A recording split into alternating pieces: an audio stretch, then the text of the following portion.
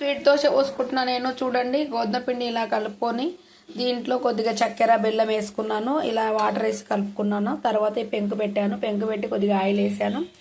ఇలా పోసాను. కొద్దిగా చుట్టుపక్కల కూడా ఇలా ఆయిల్ వేయాలి దోశకి. ఓకేనా? స్వీట్ దోశ ఇలా ఆయిల్ వేసుకున్నా, మధ్యలో కూడా కొద్దిగా వేసుకున్నాను. తర్వాత ఇది తిప్పేసుకుందాం ఫ్రెండ్స్. మాడిపోతుంది, కొద్దిగా చిన్న పెట్టుకుందాం.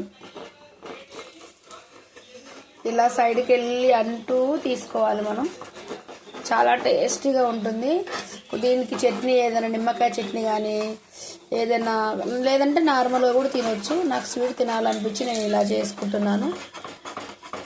మాడింది, ఇందాకైతే చేసింది మాడలేదు, ఎందుకంటే ఫోన్ తీసుకొద్దామని వెళ్ళాను. ఏదో నల్లగా అయిపోయింది. కానీ టూ సైడ్ చూపిస్తాను. చూడండి ఎంత బాగుంటుందో, చాలా టేస్టీగా ఉంటుంది. ఇందాక పోసిన దోశ చూడండి, ఇదిగోండి. ఇందాక పోసిన దోశ నేను కొద్దిగా తిన్నాను, కానీ ఫ్రెండ్స్ చాలా టేస్టీగా ఉంది. ఇది బీర్నీస్కాయ కర్రీ, సూపర్ ఉంది ఫ్రెండ్స్. నాకైతే నచ్చింది.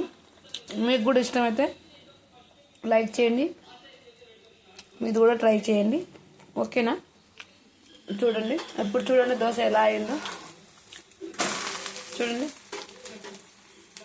ఓకేనా? నచ్చిందా? లైక్ చేయండి, షేర్ చేయండి, కామెంట్ పెట్టండి. చాలా బాగుంటుంది. నేను అప్పుడప్పుడు ఇలా పోసుకుంటా.